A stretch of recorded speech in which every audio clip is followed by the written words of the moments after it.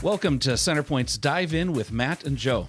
In this podcast, we're filling in gaps and diving deeper into topics and passages related to the Sunday messages at Centerpoint Church. I'm Matt. And I'm Joe. Let's dive in.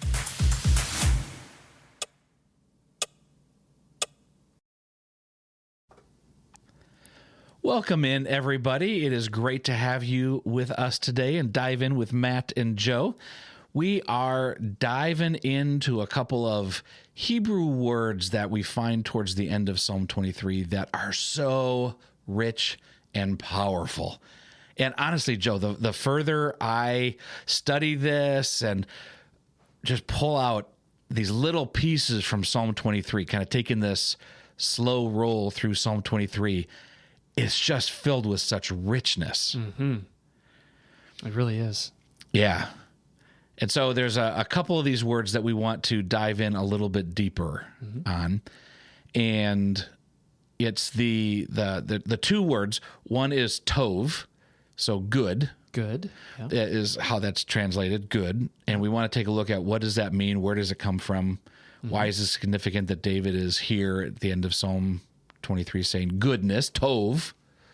And different translations try to find their way around this other word. Yeah, So surely goodness and mercy, is some of the ways that we've sometimes memorized. Goodness and mercy will follow me all the days of my life. Or goodness and love will follow me all the way through my life. Kindness. Goodness and kindness. Loyal love, steadfast love. Yeah, and so I haven't seen many translations of Psalm 23 that actually flesh it even out that much. It simplifies it. Typically, I think usually down to one word, right? To the one word, Yeah. Love, mercy, kindness. But the word there is hesed. Hey-o. I don't have a very good spitter. Hesed. And my microphone here is thanking me for its sneeze guard. There we go. But those are the two words that show up there. Surely your goodness and mercy / love / kindness will follow me all the days of my life. And so we're not going to get that much into it right here in this sense, but just even how David talks about this will follow me all the days of my life. That word follow, just it follow doesn't do it justice. Not even a little it's bit. to be pursued. Hotly pursued. Yeah. Right. It's the description that one would use of their enemy chasing them down to kill them. Right.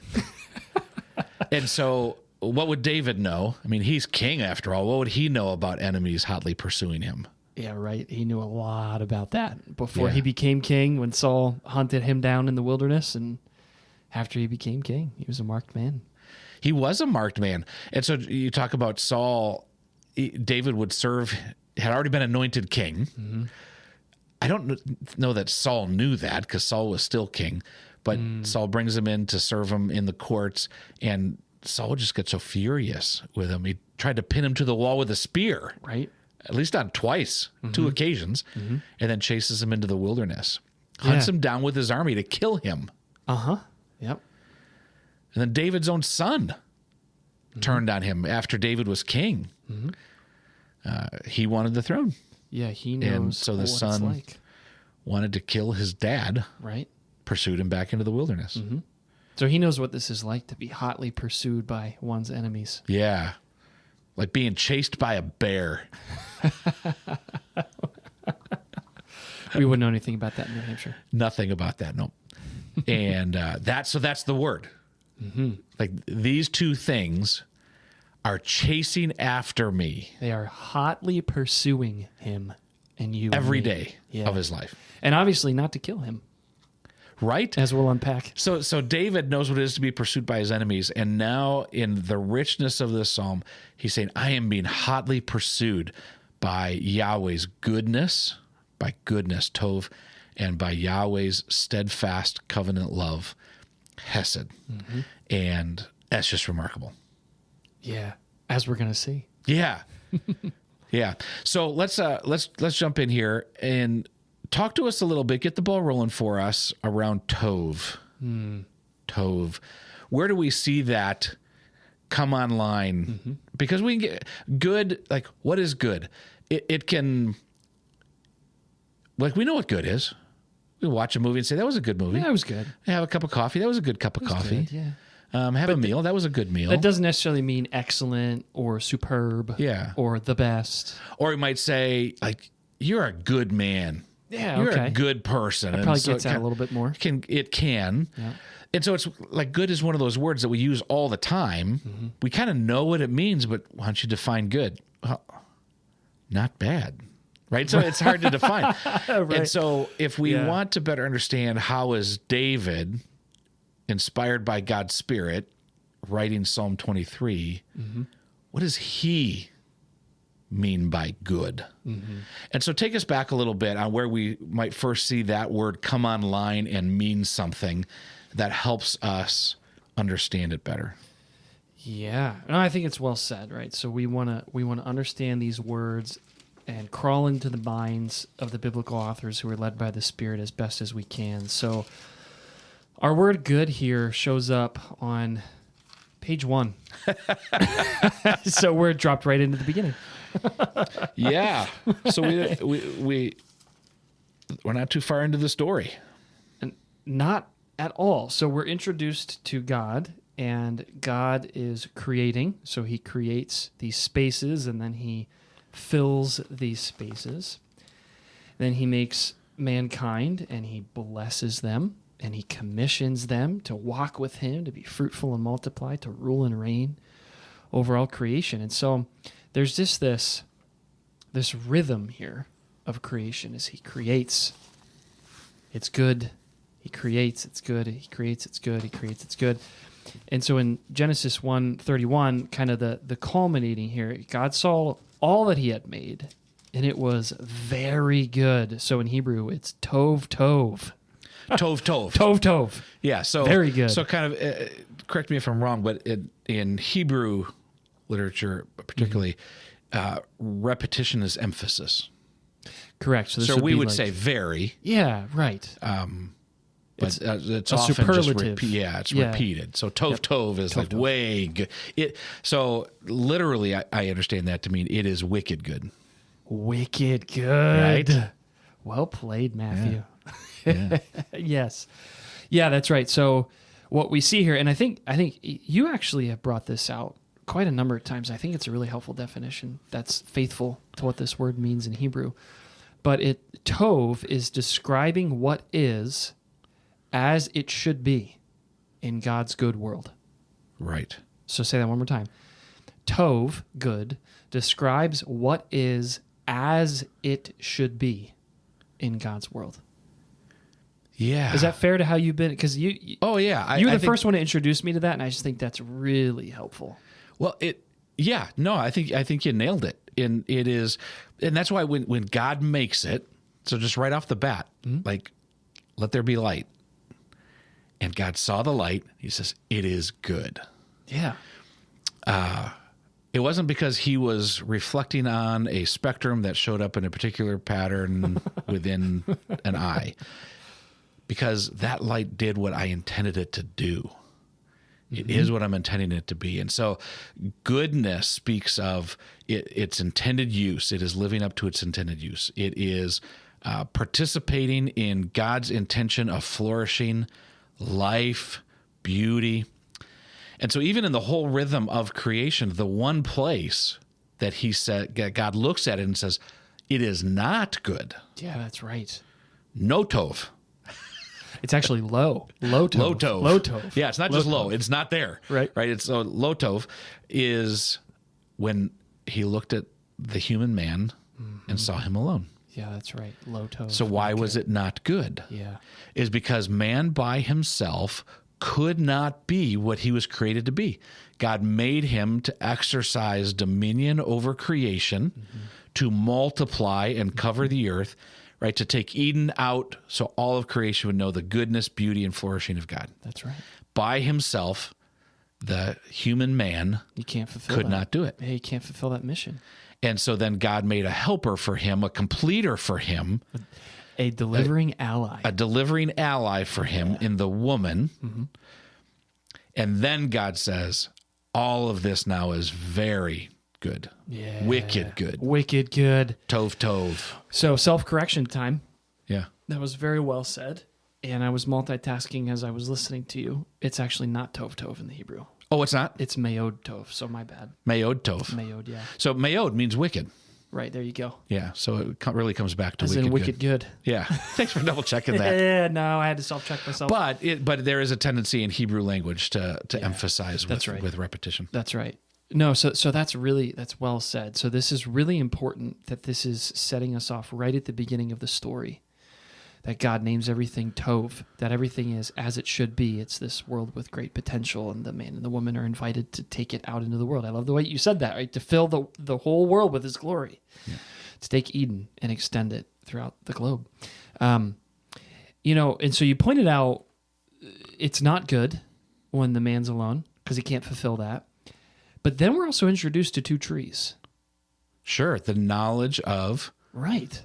Tov and Ra. Ra. Good and bad. Or in our English translations, good and evil. Yeah. Yeah. So that's just really interesting. So that cues us into Genesis 2 highlights the 2 trees in the middle of the garden, the tree of life and the tree of the knowledge of Tov and Ra.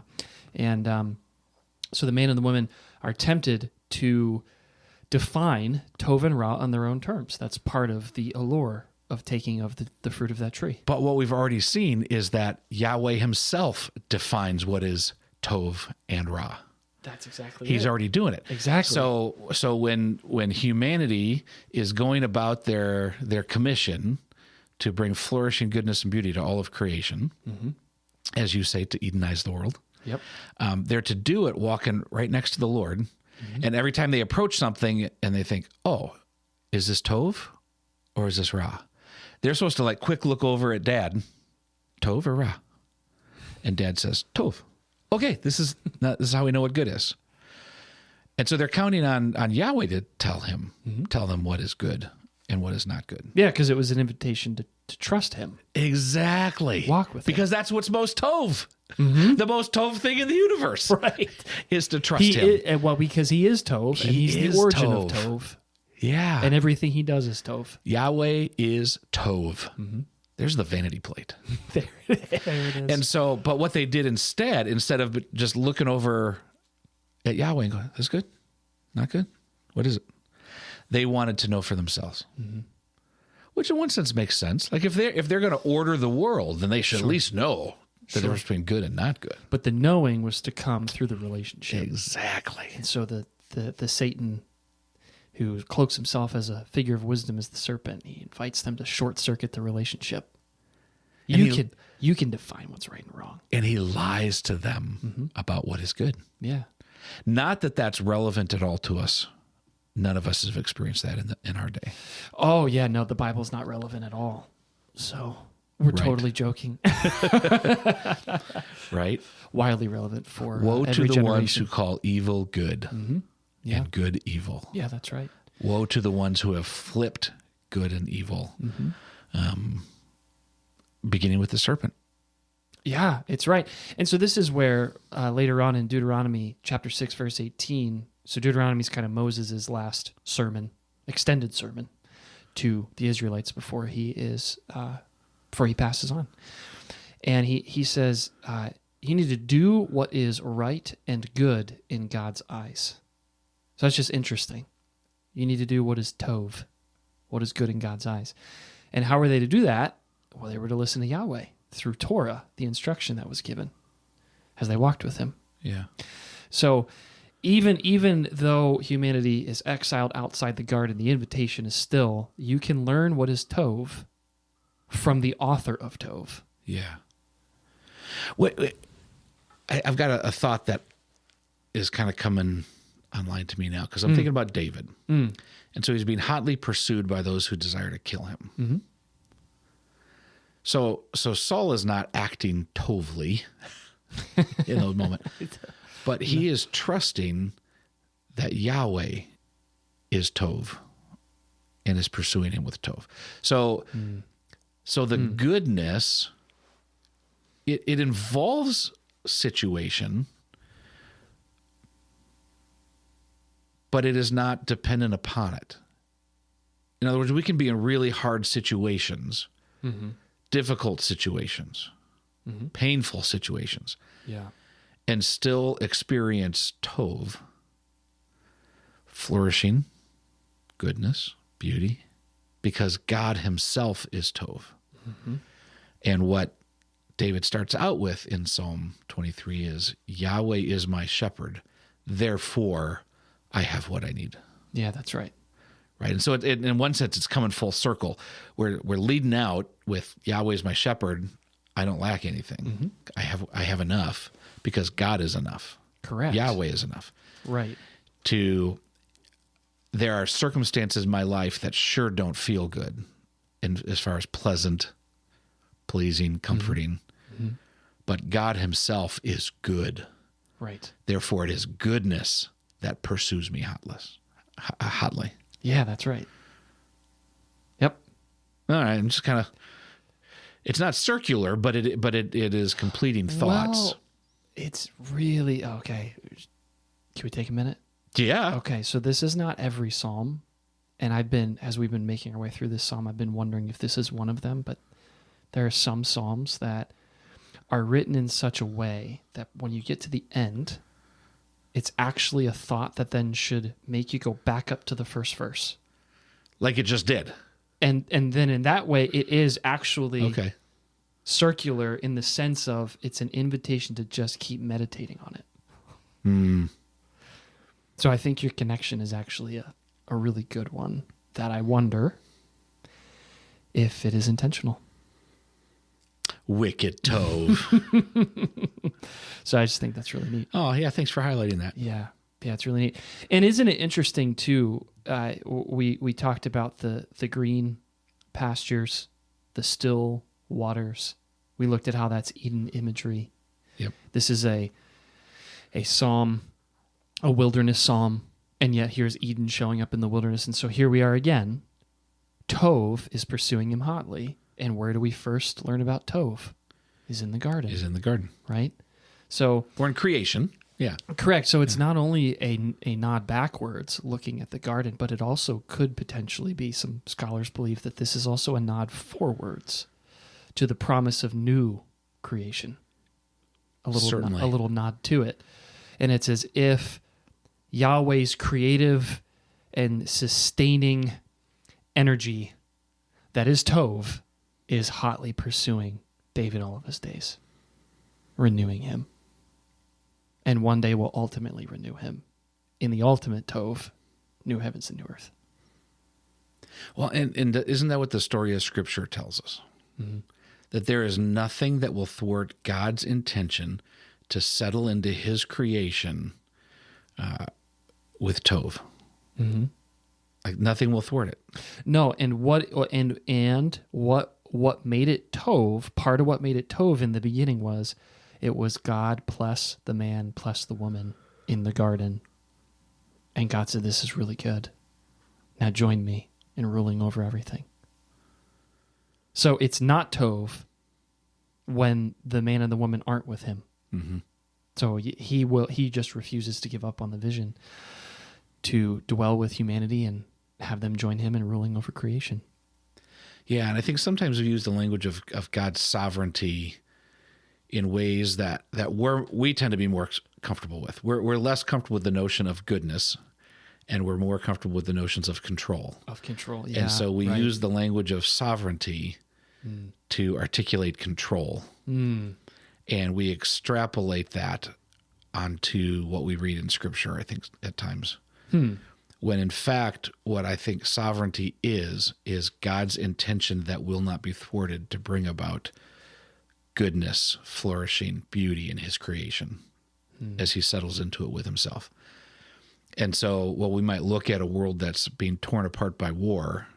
And let's be honest, it was being torn apart by war before the Iran situation, because war is all over the place. We just don't necessarily see it right in front of us. Well, because humanity in mass sees, takes, and eats. That's exactly right. And so in a world that's being torn apart by that was, God, where are you? And sometimes we say, well, God's still in control. Well, and there is truth. Like nothing's escaping his attention. And he has designs that are beyond us. Those things are true. But what we're really talking about is even this cannot thwart God's movement towards beauty, flourishing, fullness. and settling into his creation. So if I'm hearing you right, so his sovereignty is less about the control over the minutia and more about his sustaining love that hotly pursues humanity so that he might redeem all of creation, so that he might dwell with humanity who can join him in ruling the world. That's exactly right. Is that okay? Yeah. So what we're not saying is that he doesn't know where things are going.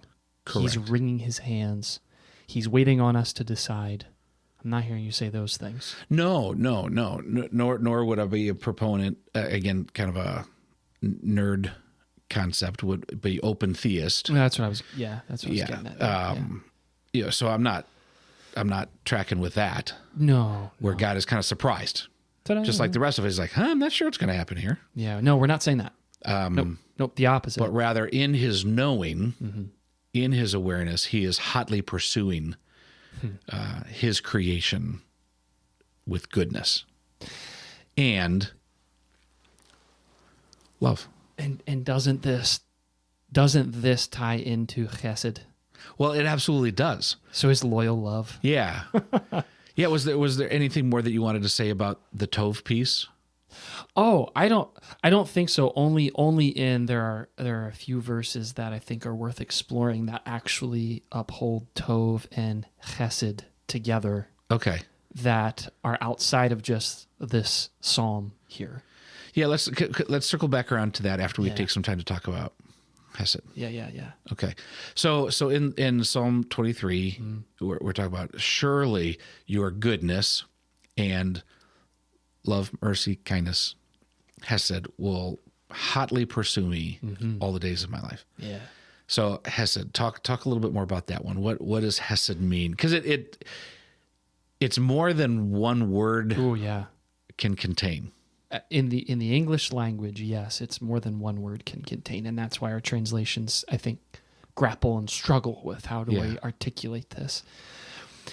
And so they make their best attempts, but I think if we were to summarize this as simply as we can, because this is a dynamite word, it is packed. We could say chesed is love, generosity, and enduring commitment / loyalty. So love, generosity, and enduring commitment / loyalty, all wrapped in this word, chesed. That's a lot. That is an awful lot. Yeah. Yeah. So it's God's promise-keeping loyalty that is motivated by his deep personal love, affection, care, and attention for humanity and all of creation. So where would we see that? Where's a place that first kind of comes online with clarity? Because it sounds like you're saying that it's God's expressed love and loyalty anchored in his promise.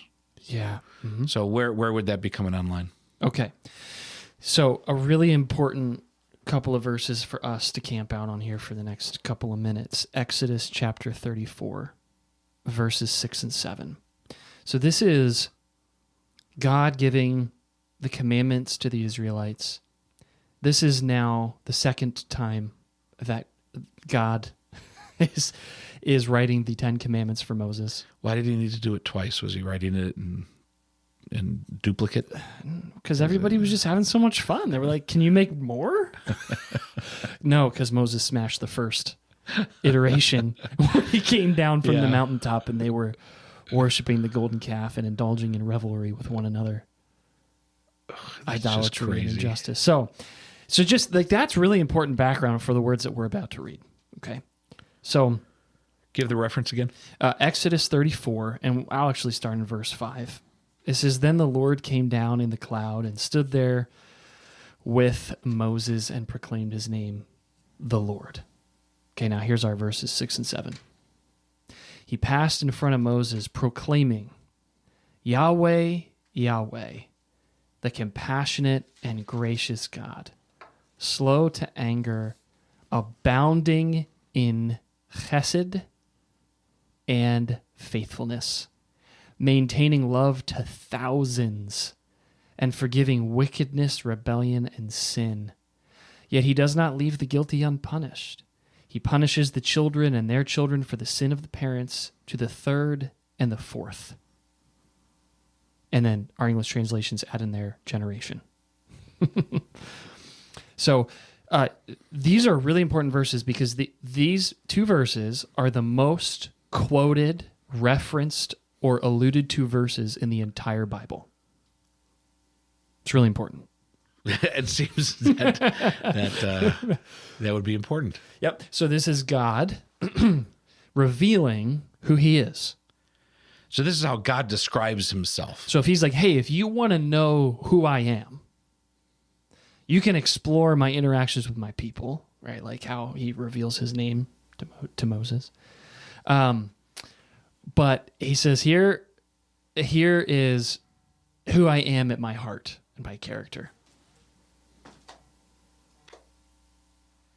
So as we explore these verses, this is really disclosing who he is in and of himself. This is his character. This is how he wants you to know who he is.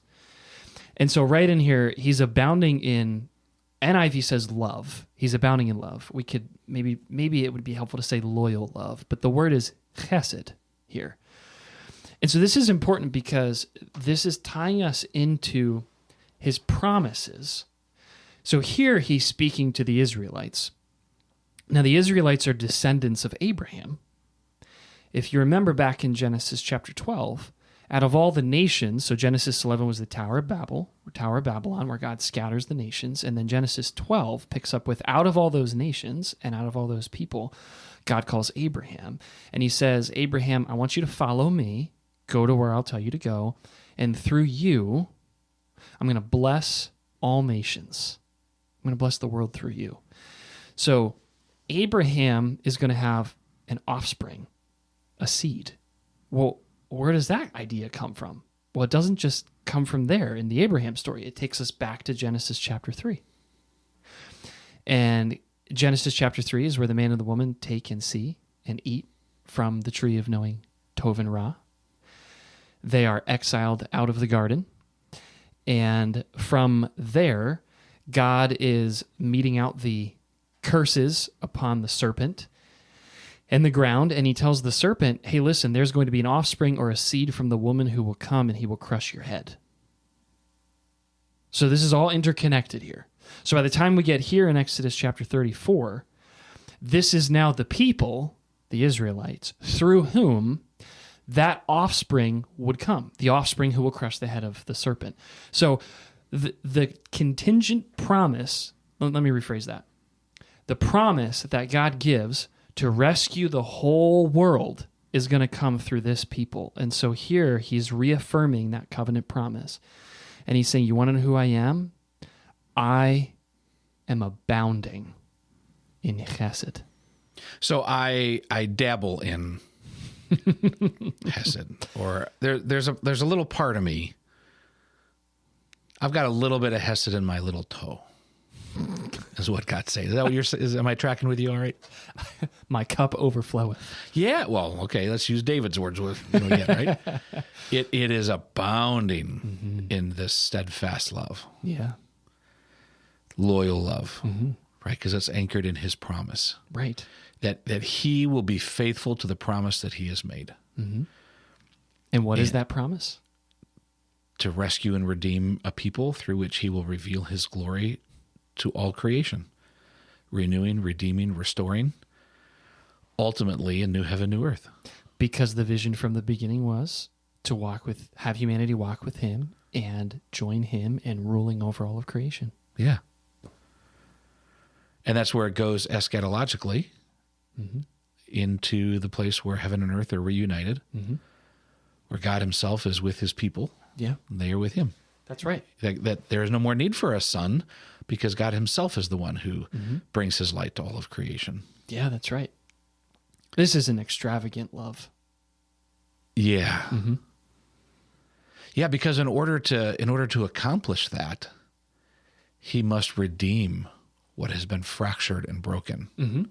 Yeah, that's right. Right. And so through human rebellion, we have made ourselves antagonists, enemies of God. That just when lived in our own way, we are in opposition to Yahweh.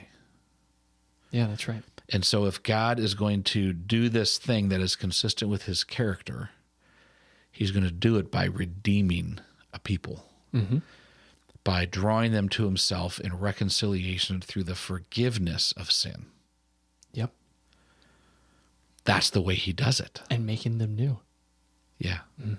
Yeah. Yeah. It's powerful that these are the two things hotly pursuing David.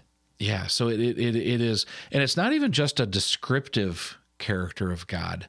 It is an animating character of God. You are absolutely right, because then Jesus comes along and he is the embodiment of this loyal love. Right. He's the embodiment of hesed, even though New Testament's written in Greek, so it's not using the word. Right. So we don't get the word. Yeah. The Hebrew word there. Yeah, but he is the embodiment of it. No, you're right. That's really well said. It's not just a character attribute. It's actually the essence of who he is. The animating character of who he is. That's right. Yeah, that's well said. Yeah, that's really well said. And it's interesting, too, this shows up, these two words together show up in a few places. We don't have time to look at them all, but I think one that is really important is Micah 6:8. So some of our listeners might be familiar with that. Yeah, read it. Yeah. Let me bring it up here. So Micah 6:8 says, "He has told you, mortal one, what is tov, what is good. What does the Lord require of you, but to do justice?" Okay, stop. Yeah. I know I told you to read it, Okay, but we just got to stop for a second. Okay, yeah. So he has told you, O mortal, right? Because the word man there doesn't mean just men.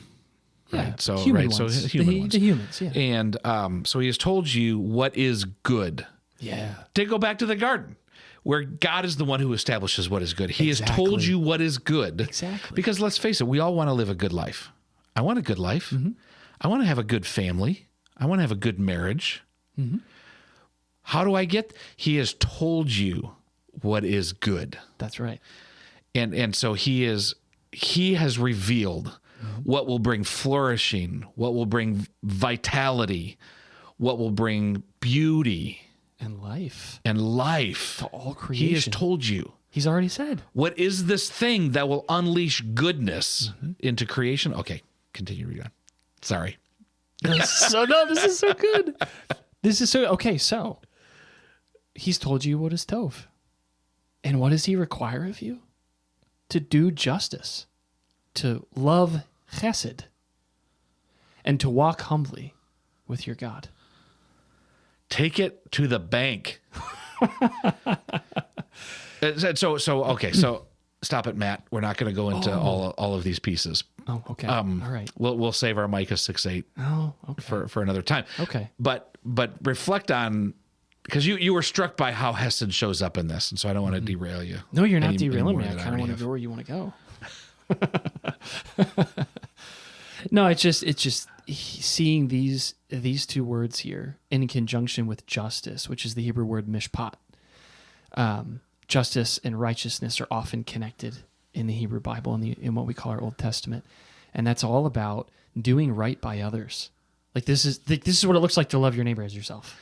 Right. And when we talk about God's justice, it is a redemptive justice. Correct. It is a restorative justice. That's right. By putting evil in its place and calling out flourishing, fanning the flame of flourishing. That's right. Beauty, life. That's right. So if you want to know what's tov, here's what's tov. You do justice, you love chesed, and you walk humbly with God. So now we're just back in the garden again. Yeah. Right? But to your point of, I think every person, regardless of if they claim to follow Jesus or not, I think every person wants a good life. I think what the Bible invites us to see reality is everybody wants a good life, but everybody operates out of defining tov and ra on their own.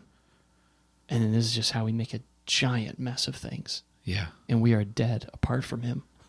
I remember I was doing a funeral one time, and in the funeral home, and we're doing the service. And then I knew some of the family members, but not all. So there was a lot of extended family. And there was an older man there who was the brother of the one who had died. And you're never really sure how he's going to show up. That's what I learned from the family. So I didn't know. But in this thing, I'm going through the service, and this guy who's in his 90s just cries out, "Tell me I'm okay. Tell me I'm good. Tell me what I need to do to be good enough." Like, just in the middle of this service. It took me aback a second, but I'm like, isn't that the cry? Tell me I'm good. Wow. And like you were just saying, Joe, like every human, like that's the cry of tell me I'm good. And here's a man when confronted by the death of his brother, who incidentally, this guy died a couple months later. Wow. And I couldn't have had a better setup for a message to preach at a funeral, because we got to actually talk about what is good. Wow. And how it's revealed in Christ. Wow. And he is the one that makes all good. And trusting him. So it set us up beautifully for that. But I will never lose the cry. Oh, you can hear it right now. It wasn't just like the crazy old guy who's talking above a whisper. Yeah, and he's kind of mumbling to himself. And nor is this a guy heckling you. Yeah. Yeah, no. But it was just sincere. He cried out, "Tell me I'm good." Wow. That's palpable, man. That is palpable. It lives in my head. Wow. Because that is the human cry. Well, it's interesting thinking about the human cry, because another place where these two words show up is in Psalm 136. Verse 1, okay? "Give thanks to Yahweh, for he is Tov." Tov. And then the refrain through every single verse in this psalm: "His hesed endures forever." And it's over and over and over again. You want to talk about the cry of the heart? Yeah. Right? The cry of the heart of a life in union and relationship with Yahweh through Christ. His hesed endures forever. His hesed endures forever. Yeah, and it goes through. He who made the stars, his love endures forever. He who, all the pieces of creation. And how he all the pieces of creation. Yep. And then how he redeems them. Yep. Out of Egypt. It's who he is. It's what he do. What he do. What he does. It is what he do. But it's not this abstract concept that's left out here. Oh, his love endures forever. His hesed endures forever. What David is telling us in Psalm 23 is his love is chasing you down like a bear in the woods when you're wearing peanut butter underpants. Peanut butter undies. I'm pretty sure that one's going to get cut. But that needs to stay. But it is like his hesed flows out of who he is. It is who he is. And it is pursuing you. That's right. It is pursuing you relentlessly. He doesn't play hide and seek with his hesed. No, if anything, if he plays hide and seek, we're the ones hiding. Yeah. He's the one seeking. That's right. And the seeking. Pursuing. Hotly pursuing.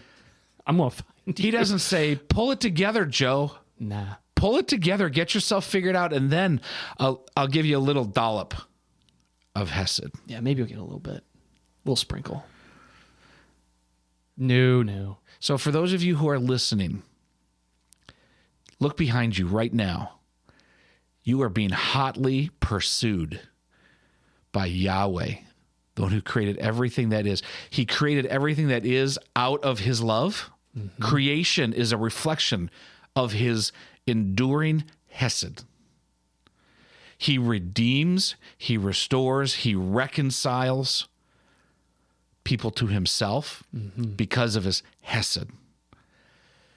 And he is hotly pursuing his goodness, his tov and hesed are pursuing you. Look out. all the days of my life. Mm-hmm. Any last word for us, Miss Joe? His love endures forever. Amen.